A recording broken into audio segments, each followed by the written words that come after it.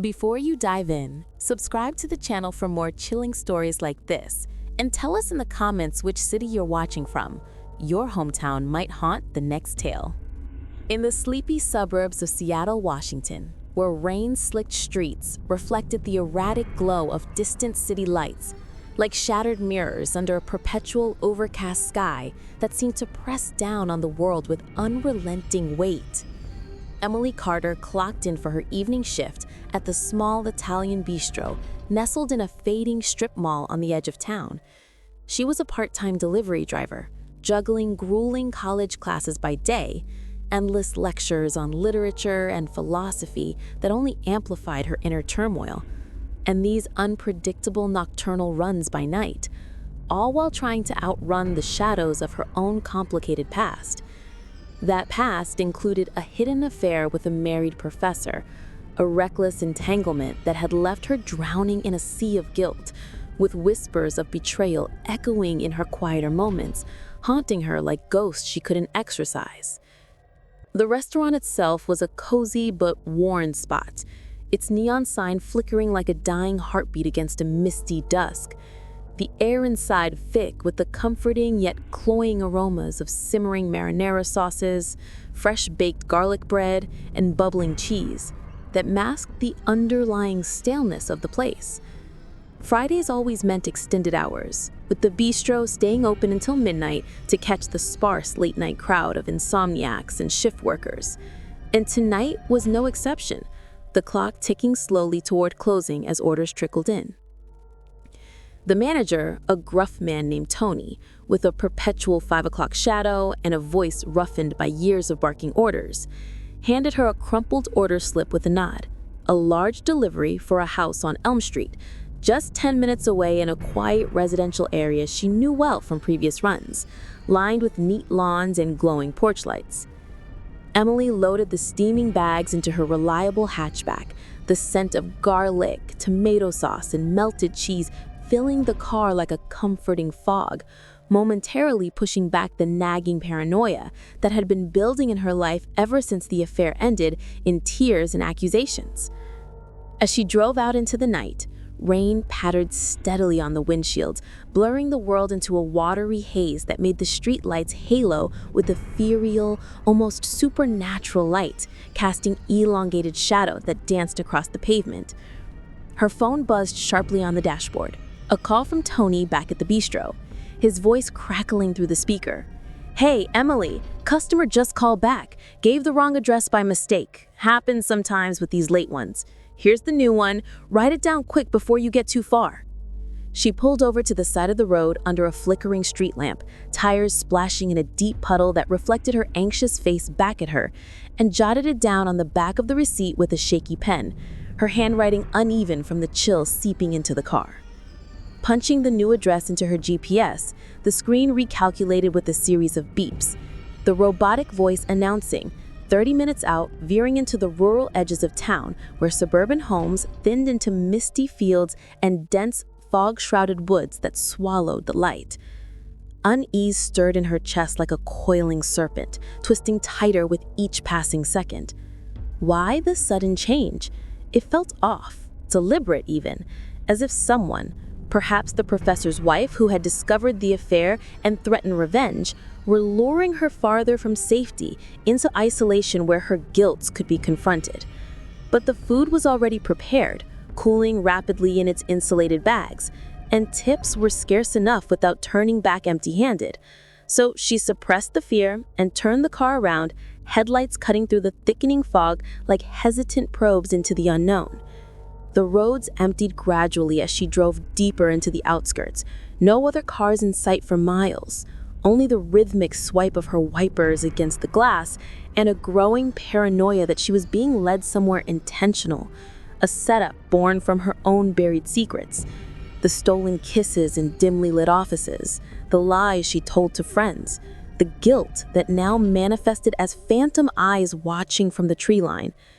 The city lights faded completely in her rearview mirror, replaced by the oppressive darkness of the countryside, where every shadow along the roadside seemed to watch her progress with malevolent intent, whispering faint echoes of her lover's name in the wind. The new address guided her to a forgotten lane on the outskirts of town, a narrow, potholed path that wound through overgrown lots, lined with dilapidated bungalows shrouded in tangled weeds and vines that clawed at the siding like desperate skeletal fingers reaching out from the earth. Streetlights were sparse and flickering erratically, casting long, twisted shadows that danced unnaturally in the relentless rain, turning the entire scene into something out of a fever dream or a half-remembered nightmare from her childhood. Emily's car bumped along the gravel road, splashing through shallow puddles that reflected her headlights back at her in mocking distortions, until she finally pulled up to a squat, single-story house with peeling gray paint chipping away like old skin, and windows darkened like empty eye sockets staring blankly into the void. There was no porch light on, no warm glow emanating from inside, no signs of life at all, just the relentless patter of rain on the sagging roof and the distant, ominous rumble of thunder rolling in from the west. She grabbed the delivery bags from the passenger seat, their residual warmth a small, fleeting comfort against the chill that seeped through her thin jacket and into her bones, and stepped out into the downpour, rain soaking her hair and clothes almost immediately, turning her into a drenched figure in the gloom. The air felt unnaturally heavy, charged with an electric tension that made the hairs on her arms stand on end as she approached the front door with hesitant steps, her knocks echoing hollowly against the weathered wood, reverberating into the night like unanswered pleas lost in the storm. Minutes passed in agonizing slowness, the silence broken only by the drip of water from the eaves and the occasional creak of the house settling, as if it were alive and breathing. Then a whisper carried on the wind, faint and insidious, like a child's murmur emanating from somewhere deep within the house. "Come inside. We've been waiting for you." She froze in place, her heart racing wildly in her chest, paranoia blooming like a dark, poisonous flower in her mind. Was this a prank, orchestrated by someone who knew her secrets? A trap set by the scorned wife seeking vengeance? Or something far worse, a supernatural lure drawing her into the void where her guilt would be laid bare? Setting the bags down on the sagging porch with trembling hands, she turned back toward her car, intent on escape before the fear consumed her. But there, silhouetted against her vehicle's headlights that cut through the rain like beacons, stood a woman in a hooded coat, leaning forward and peering intently into the windows as if searching for something hidden within the shadows of the car. She was older, her face gaunt and pale under the hood, eyes gleaming unnaturally in the dark with a reflective, almost luminescent quality that sent shivers racing down Emily's spine, reminiscent of the accusatory stare in her nightmares. "Is this yours? Can I help you with something?" Emily called out, her voice cracking slightly under the strain, carried away by the wind. No response came. The woman simply stepped back slowly, her stare fixed and unblinking, piercing through the rain. Emily approached with caution, keys clutched like a makeshift weapon in her clammy hand, her mind racing through vivid flashbacks of her affair, the stolen nights in hotel rooms, the whispered promises, the guilt that now manifested as this eerie, tangible encounter. As she reached the car door, fumbling with the handle, the woman leaned in closer and whispered hoarsely, her breath visible in the cold air. "They're waiting for you, just like you waited for him in the dark." Panic surged through Emily like a tidal wave, her breath catching in her throat as the words echoed her deepest regrets. She jumped into the driver's seat, slamming and locking the doors with frantic, desperate motions, her hands shaking so badly she nearly dropped the keys. The engine roared to life with a reluctant sputter, but just as she shifted into reverse, shapes emerged from the tree line across the street. 3 indistinct figures cloaked in swirling shadow, moving with an unnatural, gliding speed that defied physics, their forms flickering like smoke in the rain and eyes glowing with the same unearthly light as the woman's, as if they were extensions of her malice. They weren't human. They were apparitions, born perhaps from her own fractured psyche, accusations made flush and animated by supernatural force. Tires screeched against the wet gravel as Emily reversed sharply, the figures lunging forward with predatory grace, one of them banging a fist on the hood with a resounding thud that echoed like a death knell through the car, its face pressing close, a grotesque blur of hollow eyes and twisted grins that mirrored the faces of those she'd betrayed in her affair, distorted by guilt and shadow. She floored the accelerator, speeding away into the rain-hammered night, the car fish-tailing on the slick road, but in the rearview mirror they pursued on foot with impossible speed, their forms dissolving and reforming in the fog like wisps of nightmare made real. Whispers amplified through the car's vents, seeping in despite the sealed windows and blasting heater. "You can't escape your secrets. The lies bind you forever." Psychological torment clawed at her from within, vivid, unrelenting memories of the affair resurfacing in flashes, the guilt she'd buried deep now manifesting as these relentless apparitions, each one a spectral echo of her lover's wife, her own reflection distorted by remorse and self-loathing. The road twisted sharply into fog-shrouded woods, trees looming like ancient sentinels on either side, their branches scraping the car like skeletal hands grasping for her soul. Her phone died abruptly mid-call to emergency services, the screen flickering with static images of accusing faces, her lover, his wife, her own tear-streaked reflection, before going black, cutting her off from any hope of immediate help and plunging her into isolation. A new, harrowing scene unfolded in a blend of reality and hallucination. She swerved violently to avoid a massive fallen branch, blocking the path, the car skidding her wet leaves, only to see the hooded woman standing dead ahead in the middle of the road, arms outstretched in a mocking embrace, her mouth open in a silent scream that echoed in Emily's mind. Braking hard, Emily veered off-road, the car jolting violently to a stop in a muddy ditch, wheels spinning uselessly in the muck as the engine whined in protest. The figures closed in rapidly, their shadows elongating across the ground like living ink, merging into a single, writhing mass of darkness that pulsed with malevolent energy, whispering taunts of her infidelity. She bolted from the car, abandoning it in a blind panic, and ran headlong into the trees, branches whipping her face and tearing at her clothes, the rain turning the ground into a slippery morass that threatened to swallow her whole. Whispers echoed through the woods, bouncing off trunks like a chorus of accusations of betrayal, pulling her deeper into a paranoia-fueled labyrinth, where every shadow seemed to whisper her sins, every rustle a step closer to eternal judgment. Hiding behind a massive oak trunk, gasping for breath amid the downpour, she watched the entities search methodically, their forms dissolving into mist, only to reappear closer, their eyes scanning the darkness with inhuman precision, drawing nearer, as if drawn inexorably by the sense of her guilt. In a desperate bid for survival, she recalled a hidden trail from childhood hikes in these very woods, scrambling through thorny underbrush toward a distant highway, the whispers fading slightly but never fully silenced, pursuing her like echoes of her own conscience. Police arrived hours later, summoned by Emily's frantic call from a rusted payphone at a remote gas station miles away, her voice trembling uncontrollably as she recounted the nightmare in disjointed fragments, rain still dripping from her soaked clothes. The house at the address turned out to be long abandoned, its owners having relocated to another state over a decade ago after a family tragedy, leaving it to rot in neglect, not for sale, not occupied, just a decaying shell haunted by time, weather, and perhaps something more ethereal. No trace of the figures was found during the search, but eerie footprints circled the property in erratic, overlapping patterns, leading into the woods where they abruptly vanished, as if the entities had simply melted into the earth or ascended into the fog.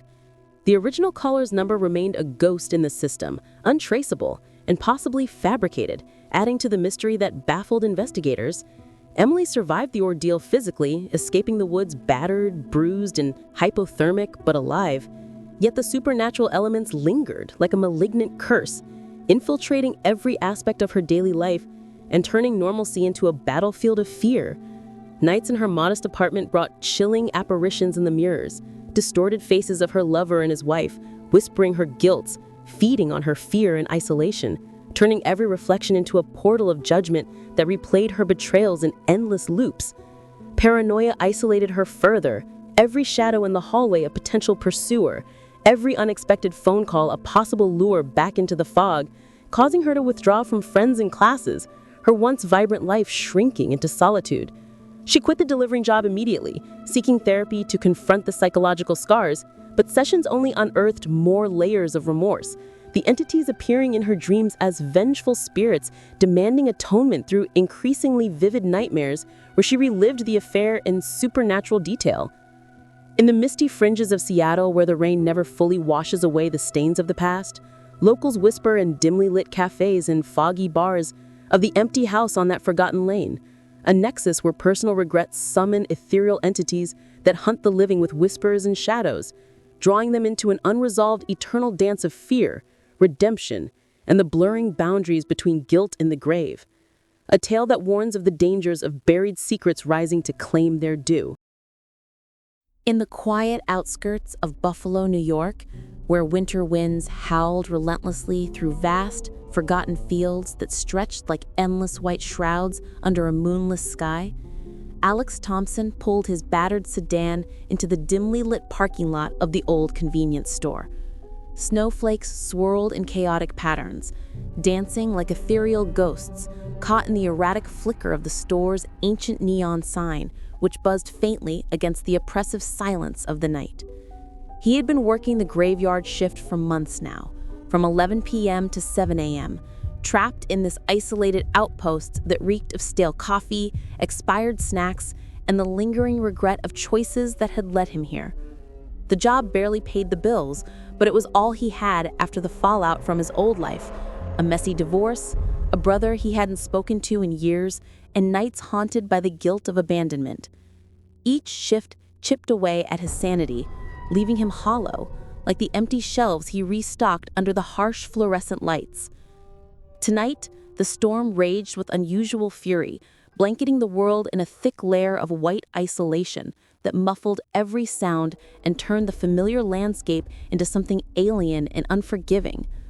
Alex parked next to the store's entrance, his sedan the only vehicle in the desolate lot, its tires crunching softly over the fresh snow that had already begun to accumulate. He stepped out into the biting cold, the wind whipping at his face like invisible claws, and hurried inside, flipping on the interior lights that hummed to life with a reluctant buzz, casting long, wavering shadows across the tiled floor. The manager's note lay waiting on the scarred wooden counter. Restock the canned goods shelves, clean out the walk-in cooler where frost built up like creeping fingers, and check the gas pumps for any signs of tampering or ice buildup. These were simple, mindless tasks designed to fill the endless void of the night, but they did little to stave off the creeping exhaustion that weighed on him like a physical burden. He sighed deeply, rubbing his tired eyes with callous hands, already feeling the familiar drag of fatigue pulling at his edges.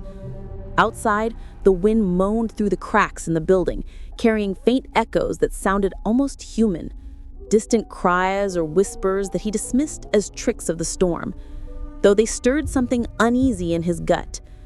Alex shook his head, trying to banish the thought, blaming it on the relentless gale that howled like a chorus of lost souls. He grabbed a heavy box of canned goods from the back storage area, the cardboard rough against his palms, and headed down the narrow aisles, his footsteps echoing unnaturally loud in the empty space, as if the store itself were listening. The place was a relic from a bygone era, its metal shelves lined with dusty products that rarely sold, faded labels on jars of pickles, stacks of cheap batteries, and rows of candy bars that seemed to watch him from their wrappers.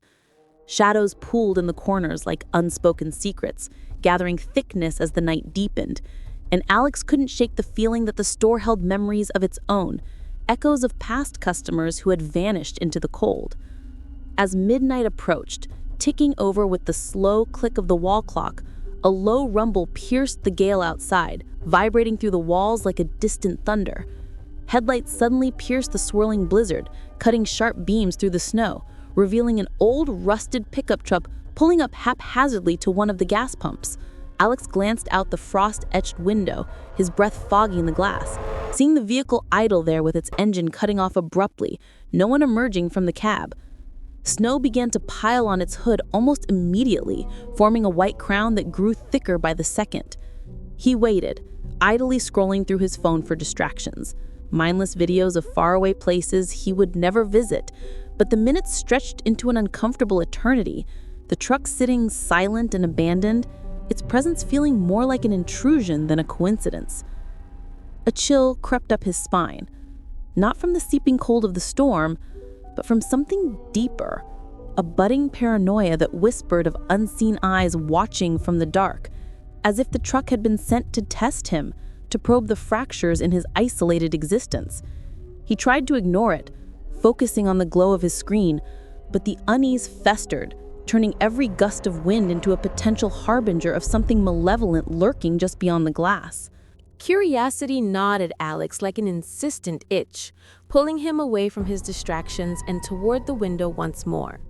He set down his phone on the counter, its screen casting a pale light, and peered through the frost-laced glass, wiping away the condensation with his sleeve to get a clearer view. The truck's doors remained firmly shut, its windows tinted an impenetrable black that reflected nothing but the swirling snow. There was no movement inside, no silhouette shifting, no sign of life at all. The wind howled louder now, masking any potential sounds from outside, whipping flurries into chaotic eddies that obscured the pumps. Bundling himself into his thick winter coat, the fabric stiff from the cold, Alex stepped outside, the door's bell jingling faintly behind him as it closed. The cold bit into him immediately, like invisible teeth sinking into his skin, and he shivered despite the layers.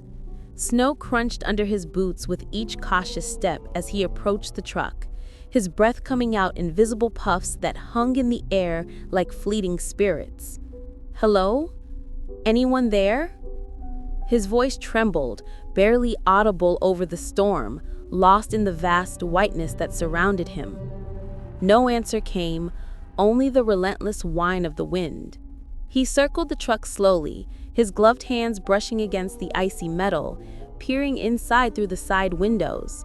Empty seats stared back, a crumpled map sprawled on the dashboard like a discarded clue, and an old coffee cup rolling gently on the floor. But then, as he stepped back, his eyes caught something in the fresh snow. Footprints leading away from the driver's side door, large and deliberate impressions that wove erratically toward the store's rear, vanishing into the deep shadows cast by the building's overhang. They looked recent, the edges still sharp against the falling snow. Alex's heart pounded in his chest, a rhythmic drumbeat of fear that echoed in his ears. He followed them hesitantly, each step sinking deeper into the drifts, the prints fresh as if made mere moments ago by someone who had slipped away unseen. They led him around the corner, stopping abruptly at the back door of the store, a heavy metal slab that he always kept securely locked with a padlock to prevent break-ins from vagrants or thieves drawn to the isolation. But now, to his horror, it stood slightly ajar, a narrow sliver of darkness inviting him in, as if pried open by unseen hands. A wave of dread washed over him, memories flashing of urban legends he'd heard, stories of drifters freezing in the fields, their spirits lingering to seek warmth or revenge. Inside the storage room, the air was even colder, loomed over by towering boxes stacked like ancient tombstones in a forgotten graveyard. A faint drip echoed through the space, perhaps melting snow from a leak in the roof, or something more sinister. He flicked on his flashlight, the beam cutting through the gloom like a knife, illuminating dusty crates and tangled extension cords. Shelves groaned under their weight, protesting the intrusion, and in the far corner, a shadow shifted unnaturally. Not a mere trick of the light, but something that elongated and twisted, whispering faintly like breath, condensing on cold glass, murmuring words he couldn't quite make out. Alex backed away, his pulse racing wildly, paranoia flooding his mind. Was this a thief hiding in wait, or something worse, a manifestation of his own buried guilt? He retreated hastily to the safety of the counter, his hands shaking as he grabbed the store phone, dialing 911 with fingers that fumbled the keys. "There's someone in my store," he whispered urgently into the receiver, his voice barely above a breath. As he waited for help, the whispers from the back grew louder, evolving from indistinct murmurs into accusing fragments that clawed at his psyche, pulling forth memories of past mistakes, nights he'd ignored desperate calls for help from his brother during a family crisis, choosing instead to drown his sorrows in solitude. The shadows in the store seemed to pulse with life, closing in like judgmental eyes, feeding on his isolation and regret, turning the familiar space into a labyrinth of psychological torment. He paced behind the counter, every creak of the building amplifying his fear, wondering if the intruder was real or a projection of his fracturing mind. Sirens finally wailed in the distance, their piercing cry cutting through the storm's tension like a sharp knife slicing fabric.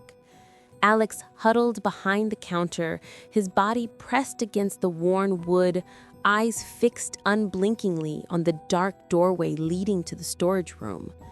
No footsteps emerged from the gloom, no figure materialized, but the whispers intensified, weaving into coherent fragments that chilled him to his core.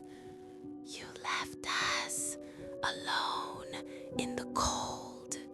He clamped his hands over his ears, trying to block them out, his mind reeling with vivid memories of his estranged family, the brother he'd abandoned during a bitter fallout years ago, leaving him to face addiction and despair without support, the guilt of which had festered like an open wound. Was this madness descending upon him, or something supernatural born from his remorse? The police arrived at last. Two burly officers bursting through the front door with flashlights drawn, their boots tracking snow across the floor as they scanned the room. Alex pointed shakily to the back, his voice hoarse as he explained the footprints and the open door. They nodded grimly and searched the storage area, their boots thudding heavily on the concrete, beams of light sweeping every corner. Minutes later, they returned empty-handed, their expressions puzzled. "No one's there, sir," one officer said, holstering his weapon. But the evidence contradicted their words. Fresh footprints inside, watery trails of melted snow leading inexplicably to an open vent high on the wall, a narrow grate far too small for any man to squeeze through, yet somehow disturbed, as if used for escape by something less than solid. Outside, the tracks from the truck vanished into the endless, snow-covered field that stretched for miles, swallowed by the relentless storm, impossible to follow in the dark. The truck itself yielded no clues upon inspection. Its license plates were fake, scraped clean of numbers, and a quick check revealed no history of ownership, as if it had materialized from nowhere. That night, as Alex drove home through the blinding snow, his hands gripping the wheel tightly, shadows began to dance in his rearview mirror, fleeting apparitions of a tall figure with hollow, accusing eyes, whispering his name in a voice that echoed from within his own mind. Paranoia gripped him like a vice, every creak in his small apartment, every gust of wind rattling the windows, feeling like the prelude to pursuit. He barricaded the door with the chair, but sleep brought only nightmares.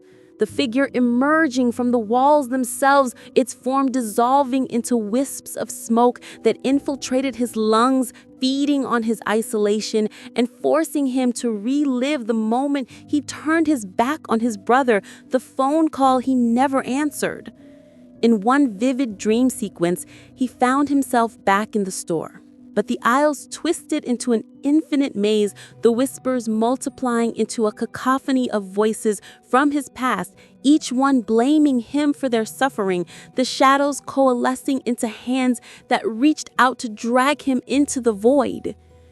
He awoke sweating, heart pounding, convinced the entity was real, a supernatural force summoned by his guilt, now unbound and relentless. Days blurred into weeks, the incident fading from the sparse local news reports that mentioned only a mysterious vehicle and unexplained tracks. But it never left Alex's mind, embedding itself like a splinter under his skin. He quit the job abruptly, unable to face another night in that cursed store, and moved to a cramped apartment in the heart of the city, hoping the bustle of urban life would drown out the echoes. But the whispers followed him relentlessly, seeping into his new surroundings like an insidious fog. At night, he'd wake to faint knocks on his door, only to find no one there, or discover inexplicable footprints appearing on his frost-covered windowsill, as if the entity had tracked snow from that fateful storm. Police investigations turned up nothing, no body frozen in the vast field despite searches at dawn, no trace of the intruder beyond those vanishing prints, no leads on the truck that seemed to have evaporated into thin air. Yet, Alex knew deep in his bones that it wasn't human at all, but a supernatural entity born from the depths of his own guilt, manifesting as that shadowy man to torment him across the miles, a psychological specter that fed on his paranoia and isolation. One particularly stormy evening, as thunder rumbled like distant artillery, Alex sat alone in his dimly lit room, the wind howling outside in a familiar moan. The whispers crescendoed into a deafening scream, filling the air with accusations that clawed at his sanity. He bolted upright from his chair, heart seizing, and there it was, the figure materializing at the foot of his bed, its form unraveling into tendrils of darkness that snaked across the floor, reaching for him with icy fingers. "Join us in the cold," it hissed, its voice a chorus of his brother's pleas, mixed with ethereal echoes. Alex fled into the night, running through the rain-slicked streets, but the paranoia never truly left, shadowing his every step like an eternal companion. The entity lingered, a relentless psychological specter tied inextricably to his soul, feeding on his regrets and manifesting in every dark corner, every whisper of wind, unresolved and eternal. In the forgotten corners of Buffalo, where the snow never fully melts from the collective memory, locals still speak in hushed tones of the phantom truck that appears on the stormiest nights, drawing the lonely and the guilty into its inescapable void, a harbinger of hauntings that blur the line between the living and the damned. Detroit sprawled like a map of scars, blind factory windows, rust-stitched fences, concrete lots veined with oil. The corner hardware store was a stubborn holdout from better days, all humming fluorescents and metal aisles that sliced the light into lattices. Jordan Hayes turned the key, heard the click rebound through the empty showroom, and pushed the glass doors wide. The air had that dry, granular smell of sawdust and latex paint, the kind you taste before you breathe. He rolled a pellet jack along the hammer aisle, aligning SKUs by weight and gloss, letting small precision stand in for control.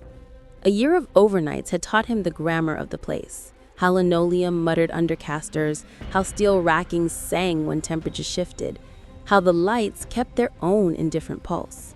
The thoughts he tried not to think ambushed him anyway. The custody hearing, where the microphone coughed and a judge asked a simple question about work hours that felt like a trap. The door that closed twice the night his marriage failed. The second slam unnecessary and unforgettable. The small voice that had once asked why Daddy's room smelled like paint instead of pancakes. Tonight, the store felt denser, as if the roof had settled a fraction lower onto the air. A bulb over tools flickered once, recovered, and left behind the sense of an eye that had blinked. Jordan stacked socket sets, their teeth chiming in their trays like cold wind against a railing. At 1 o'clock sharp, 3 deliberate raps cracked the silence at the front doors. He walked to the vestibule, shoulders tight, breath held. Outside, a figure in a tattered coat, hood low enough to swallow the eyes, exhale fogging the glass. "We're closed till 8, Jordan called, his voice flattening against the pane. The man didn't test a handle, didn't nod, didn't perform the usual dance of disappointed customers. He stood very still for a beat too long, then pivoted and slid into the parking lot's dark, leaving no footfalls, no car, no echo but the one now pacing inside Jordan's head. He returned to the aisles with a swallow of stale coffee and the decision to pretend nothing had happened.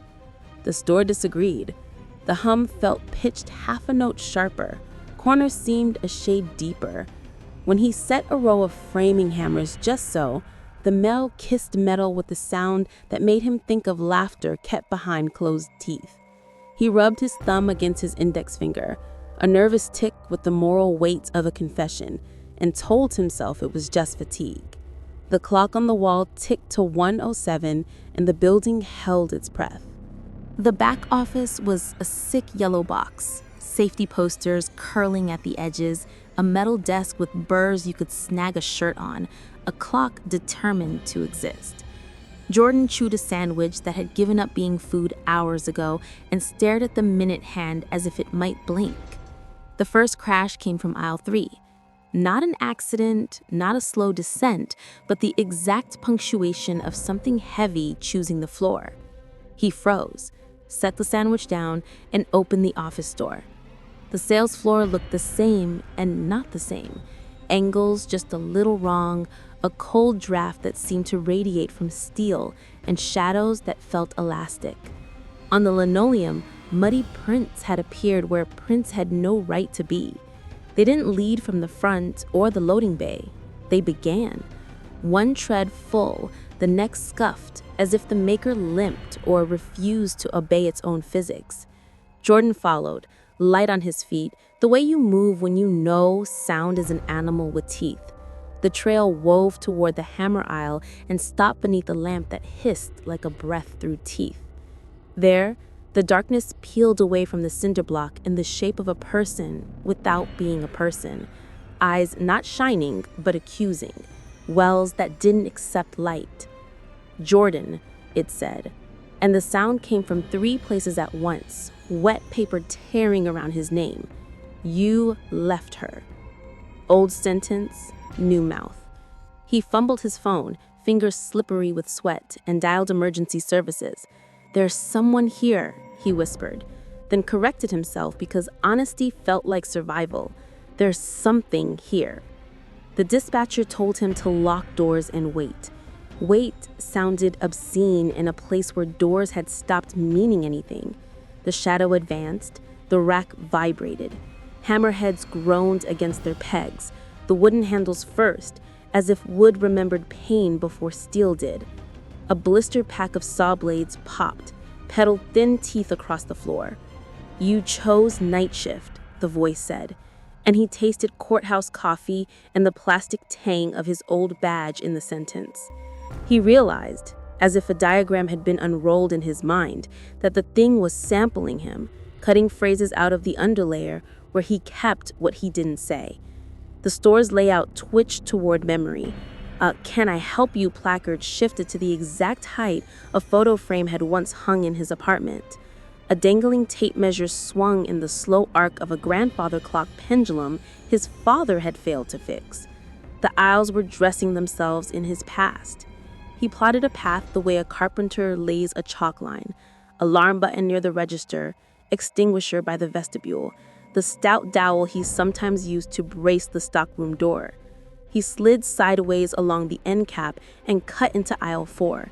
The whisper rose like a radio just off station, and inside the static, a child's laugh warped, wrong enough to cut. He kept the phone live against his ear, because sometimes surviving means letting a stranger witness the noise. The shadow followed with the patience of a tide. The office clock ticked from the other side of the building, too loud, too near, as if time had mislaid its own map. Jordan's palms stuck to the phone. He could feel the store learning him, aisle by aisle, fault by fault. The figure gathered itself as it crossed the tool bay, acquiring height and edge until it wore the exact outline of the hooded man from the door. In its hand, a crowbar that didn't reflect the light so much as drink it. Jordan ran, not gracefully. He clipped an end cap, spilled boxes of deck screws that skittered like hard rain, sent fluorescent price flags snapping loose. The store widened and narrowed like a lung, promotion placards turning into crime scene sashes in his peripheral vision. The plumbing aisle, pipes and fittings in regimented gray, echoed like a tunnel. The thing followed without haste, the kind of speed that assumes victory. The vestibule's glass promised air. He grabbed his keyring, metal rasping metal with a sound he knew he would remember as a four-note mercy. The first strike arrived sideways, not as a blow, but as a pressure wave. Reinforced glass flowered a spiderweb, and a razor shard kissed his forearm with the carpenter's precision. Heat tore through cold, blood slid under his sleeve.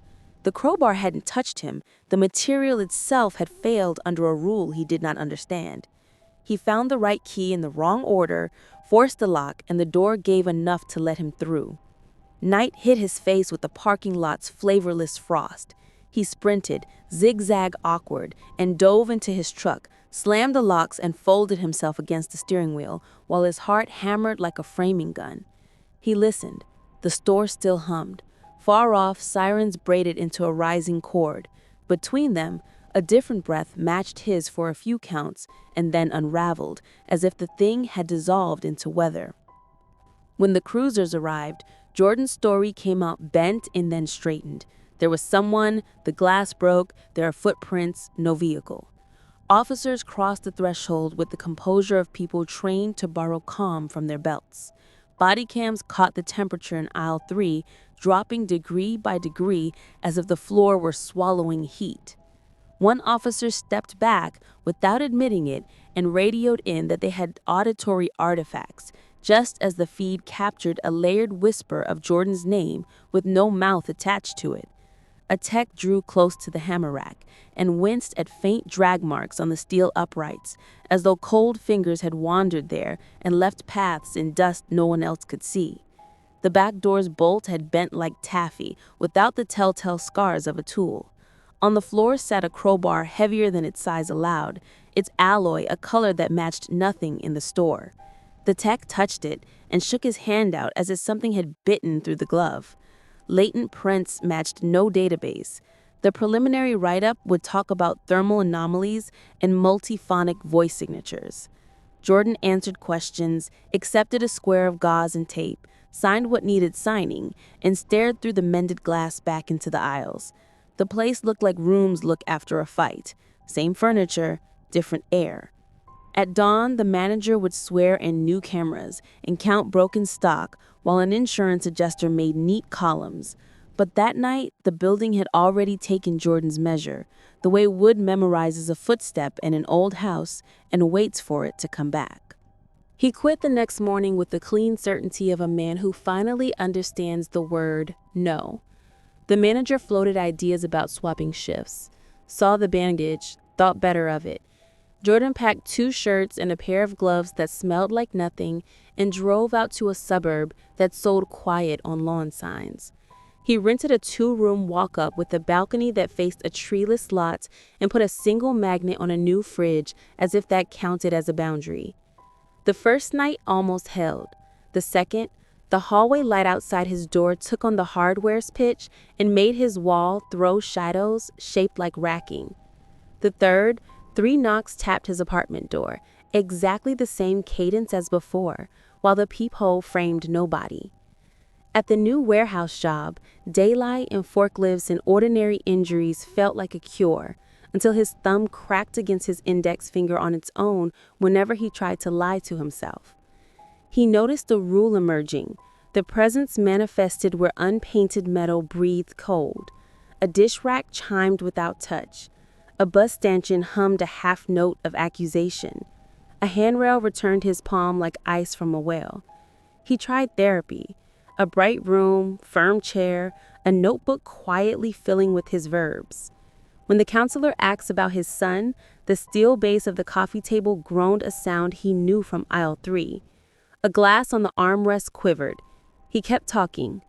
That night he started writing a letter, "My boy," and the ballpoint scraped the page with a sound like an old pull saw. The blinds cast bars across the wall as if a slow figure had passed in front of them. The hallway beyond his door hosted steps with no feet. Rumor did what rumor does. Night workers at a diner traded a story about a hardware store that ate heat and whispered names into cameras. A long-haul driver swore the entryway felt like a freezer when he delivered there.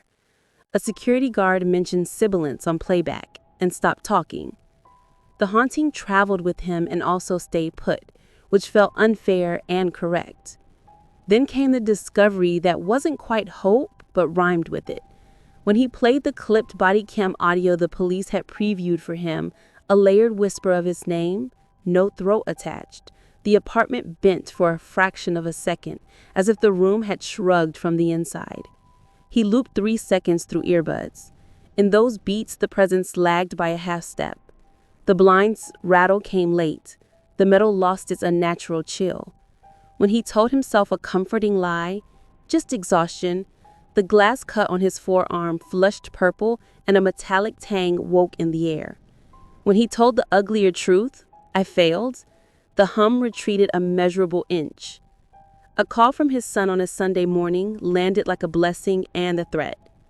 "Will you come see me?" the boy asked. "Yes," he said, because sometimes the most dangerous word is the only right one. He hung up knowing the thing would love to turn that visit into theater. 2 days later, a detective called about the recordings. "Thermal anomalies, auditory artifacts," she said, "the kind of language that keeps bad doors open. Copies would take time."